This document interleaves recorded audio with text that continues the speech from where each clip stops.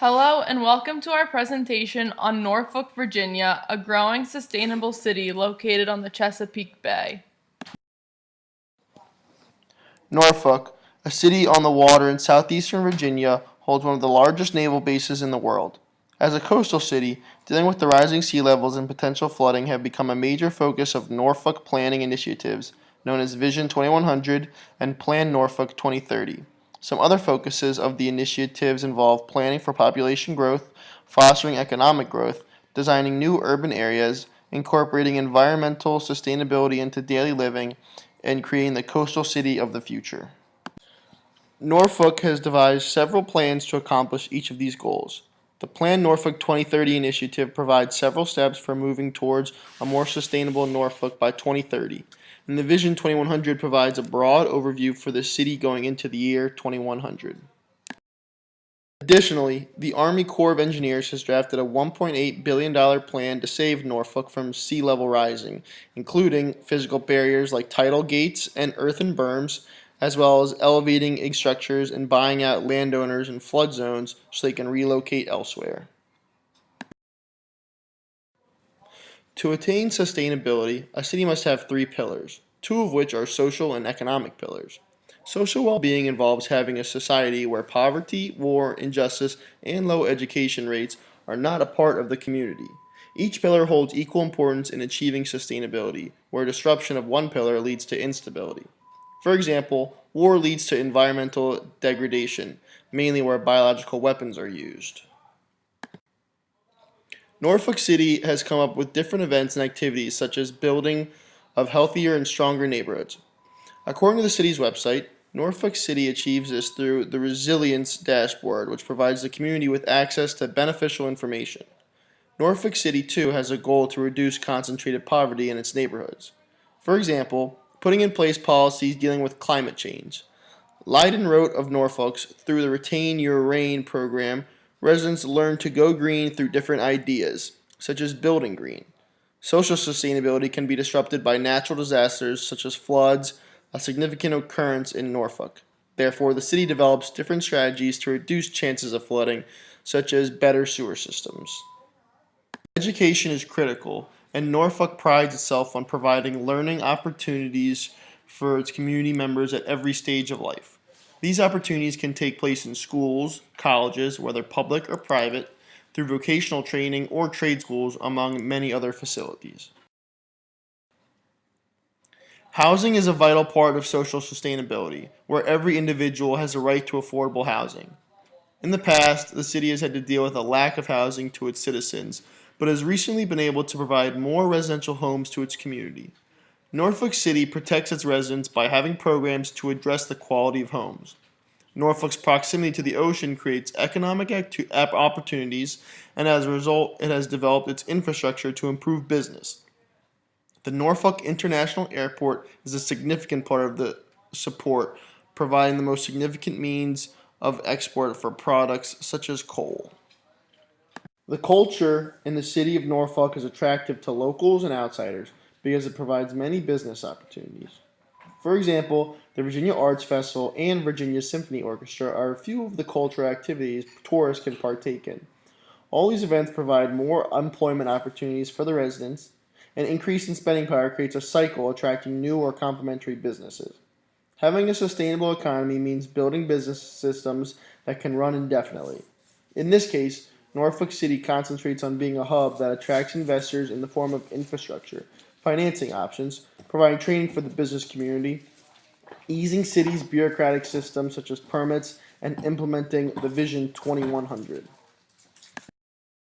Since its formation in the late 17th century, Norfolk City has been a major military hub, and this has provided a long-term working opportunity with the Navy. Access to the ocean leads to more unexplored import and export business, as well as port-related investment opportunities. Part of being a sustainable city involves providing innovative opportunities for all kinds of companies, which includes its access to a surplus water supply, which can have many beneficial effects on the city's economy.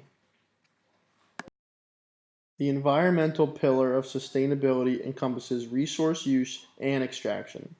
Norfolk, Virginia is a coastal city, meaning that it is often victim to rising sea levels due to global warming. One legislation that Norfolk adheres to is the Regional Greenhouse Gas Initiative. This legislation guarantees that specific locations in Virginia will be granted $200 million per year to invest in clean sources of energy and energy efficiency, encouraging research into renewable sources of energy. Norfolk also has a chapter of their city code which addresses standard erosion and sediment control. It lays out a set of rules and regulation that must be followed by all citizens. These generally apply to those who are trying to build new infrastructure in the area. For example, the code lays out all areas under construction which have been stripped or disturbed must undergo soil stabilization. Examples laid out include adding vegetation or mulching the areas.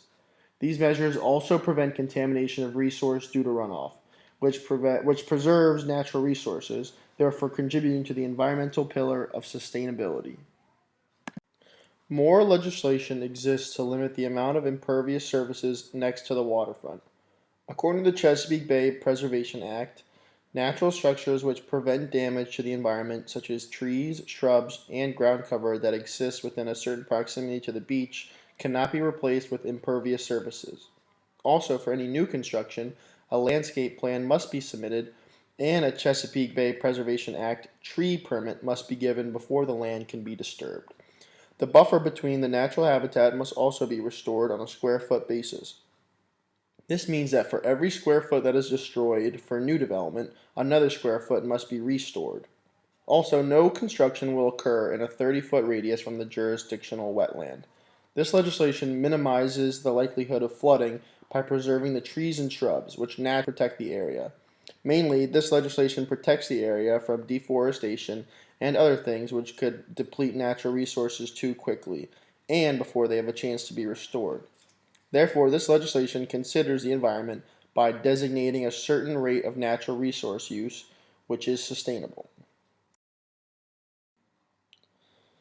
Norfolk also offers multiple services for those who are concerned and interested in the environment and would like to contribute. Norfolk provides an environmental hub called the Green Scene, where people can partake in community activities. As mentioned on the website, the Green Scene is designed to enhance the efficient use and protection of natural resources by developing a sustainability action plan and promoting an overall culture of sustainability in Norfolk. It also aims to reduce the impact of coastal flooding. The different opportunities that citizens can partake range from street sweeping, planting, and growing trees and vegetation, or participating in community gardens. One aspect that Norfolk is missing within their sustainability plan is giving more visibility in what citizens can do. While Norfolk offers many incentives and plans to mitigate climate change for citizens, it does not offer much visibility on its impact and costs. The city of Norfolk, Virginia can learn from San Jose, California, as according to the Sustainable Development Goal Index, it is the most sustainable city in the U.S. One method that the city of San Jose, California is using is that they give more accessible information about energy savings for homes. On its city website, there's a section dedicated to the energy section, offers a multitude of options that citizens can do by themselves to help aid in combating climate change. The website offers a do-it-yourself home energy savings toolkit as well, which would allow citizens to act on their own, as this program will not only save citizens money on their energy bill, but also make their homes more sustainable as they would consume less energy. Another aspect is that the website offers more information, such as solar fees and for upgrading water and energy efficiencies. This is a vital difference as it gives direct access to information, which may not be as easily accessible, posing as a barrier of entry otherwise. Overall, San Jose demonstrates an action Norfolk could learn from to help promote a more sustainable lifestyle and help the city grow.